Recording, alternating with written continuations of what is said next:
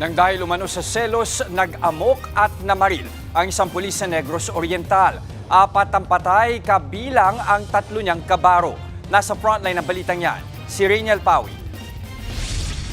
Nag-uusap ang 4 na lalaking pulis sa loob ng isang resto bar sa Sibulan, Negros Oriental. Tumabi ang isa sa 2 pulis na nakaupo habang may pinuntahan ang isa pa sa likuran nila. Maya-maya tila may tinawag itong isang babae at pinalapit sa cashier. Matapos makipag-usap ng babae sa cashier, pinaupo siya ng pulis sa tabi ng 3 pulis na kasama niya, habang umupo naman ang isang pulis sa kabilang table. Nag-usap-usap ang babae at 3 pulis. Ilang saglit lang, tumayo ang isa sa kanila sa kanya binaril ang babae. Ilang beses niya itong binaril saka sumibat.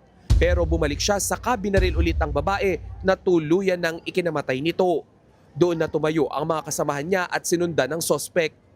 Sa isa pang anggulo ng CCTV, makikitang pinaupo ng sospek ang gwardiya ng bar bago ito tuluyang umalis. Inabutan pa siya ng isa sa mga kasama niyang pulis saka siya inakay palabas ng bar. Hindi na nakita sa video pero sumakay raw ang 4 na pulis sa kotse saka umalis.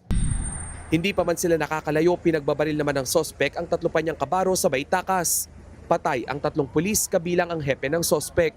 Base sa investigasyon, kaarawan ng kanilang hepe kaya nagkayayaan silang magbar. Posibleng nagselos daw ang sospek nang tumabi sa kasamahan niya ang babae.